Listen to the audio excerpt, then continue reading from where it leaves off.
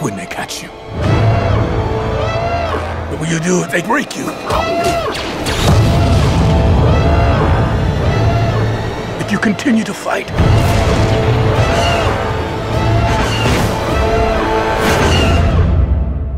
what will you become?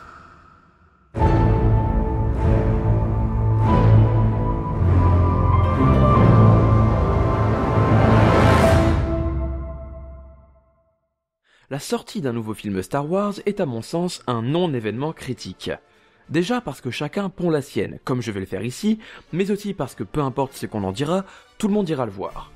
Cependant, c'est peut-être un peu moins le cas de Rogue One, A Star Wars Story, qui s'inscrit dans l'univers Star Wars sans pour autant faire partie de la saga. Un spin-off quoi. On pourrait donc le considérer comme le premier film de l'univers étendu Star Wars. On pourrait alors se dire que le film n'attirera pas tant les foules que cela, sauf qu'autour de moi, j'entendais beaucoup de personnes pensant que Rogue One était en fait Star Wars 8, jusqu'à l'entrée dans la salle de cinéma même. Donc, on verra bien quel score il fera au box-office, cela ne nous concerne pas encore. Bien. Après de premières images très jolies, de nombreuses rumeurs sur le net, puis les mauvaises nouvelles avec le départ du compositeur et le montage du film qui fut retiré au réalisateur, nous parvient enfin Rogue One, A Star Wars Story. Un film qui, selon les dires même de Kathleen Kennedy, la présidente de Lucasfilm, raconte l'histoire du commando rebelle qui va dérober les plans de l'Étoile de la Mort entre l'épisode 3 et l'épisode 4. Ainsi, le film raconte en détail ce que nous révèle le générique d'ouverture d'un nouvel espoir. Qui Lucasfilm ont-ils appelé pour réaliser Rogue One ? Il s'agit de Gareth Edwards, un jeune réalisateur qui est à l'origine de l'excellent Monsters et de son remake officieux à gros budget avec le Godzilla de 2014. Gareth Edwards est un réalisateur talentueux, avec un sens de l'image particulier, paradoxal presque, puisqu'il manie à la fois la réalisation documentaire et l'esthétisation à outrance. Mais revenons au film parce que c'est un peu le sujet de la critique quand même. Qu'en ai-je pensé ? Eh bien, Rogue One est un bon film, ça c'est indéniable. Le scénario tient la route et apporte son lot de surprises, bien que beaucoup d'entre elles furent gâchées par les rumeurs persistantes.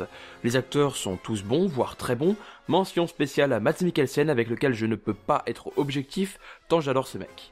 Visuellement, la direction artistique du film est splendide et le film se permet des plans cultes en devenir grâce au talent de Gareth Edwards, mais aussi Greg Fraser, ou Fraser, je sais pas comment on le prononce, le directeur de la photographie du film qui avait bossé auparavant sur Zero Dark Thirty. Bref, c'est bien réalisé et c'est joli. Rogue One s'inscrit parfaitement dans l'univers Star Wars, en y ajoutant même des petites touches d'originalité qui font vraiment plaisir à voir. En revanche, la musique ne m'a absolument pas marqué, voire pire, elle m'a parfois dérangé. Les réminiscences de John Williams font plus du mal qu'autre chose, tant on se rend compte, en les écoutant, que le reste de la musique est pauvre. Dommage. Pourtant, le film bénéficie d'un travail du son impeccable qui s'attarde plus, justement, sur les sons de blaster que sur la musique, renforçant l'immersion dans l'action. Car oui, Rogue One est un film de guerre, un vrai, avec ses morts, ses injustices, ses causes perdues. Sur ce point, le contrat est rempli, le film est dur, assez sombre, et l'Empire Galactique est plus pesant que jamais. Quelques pistes de réflexion sont lancées, notamment sur la radicalisation, mais ce n'est pas du tout exploité, alors que cet aspect de la rébellion pouvait être extrêmement intéressant. Cependant, quelque chose me dérange. J'ai l'impression d'avoir survolé le film sans accrochage. Paradoxalement, je n'ai pas vraiment ressenti d'enjeu majeur. C'est sans doute parce qu'on connaît déjà la suite, ou simplement est-ce un défaut dû au personnage ? Oui, définitivement oui, ces personnages posent problème. Certains d'entre eux sont très attachants, K2SO en tête, mais ils ne me semblent pas assez développés et les relations entre eux sont creuses, limite superficielles. L'écriture de certains personnages, notamment Galen Erso, joué par Mads Mikkelsen, est parfois ultra archétypale, si ce n'est pas caricaturale.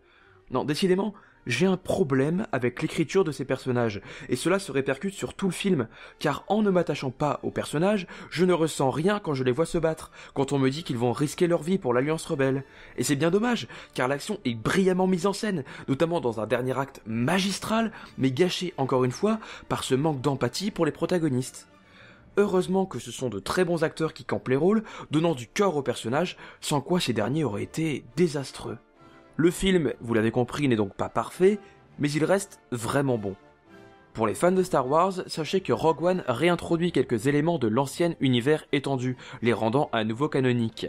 De plus, il y a de nombreux designs non utilisés de Ralph McQuarrie qui sont présents dans ce film, ainsi que des vaisseaux encore jamais vus au cinéma, ce qui est vraiment un plus quand on est attaché à cet univers. Voilà en résumé mon avis sur Rogue One. En conclusion, je dirais que le film souffre de la nature même de sa conception. Ce n'est pas un film qui raconte quelque chose, mais c'est une proposition artistique, celle de la guerre, la vraie, comme celle du Vietnam, dans l'univers de Star Wars. Finalement, je reste confiant pour les autres films spin-off, d'autant que Lucasfilm ont l'air d'aller chercher des cinéastes vraiment intéressants artistiquement. Espérons qu'ils n'iront qu'en s'améliorant, sans trop d'ingérence de la part de Lucasfilm sur ces films spin-off, qui sont, il faut le rappeler avant tout, un moyen pour les réalisateurs et auteurs de s'exprimer différemment sur l'univers Star Wars. Voilà, j'espère que vous avez aimé cette petite critique. Sachez que l'épisode pilote des Archives de la Force arrive d'ici quelques jours. Il sera divisé en 2 parties, sachant que la seconde partie sortira normalement début janvier. De plus, le premier épisode de Star Wars Récit devrait sortir durant la période des fêtes. D'ici là... May the Force be with us.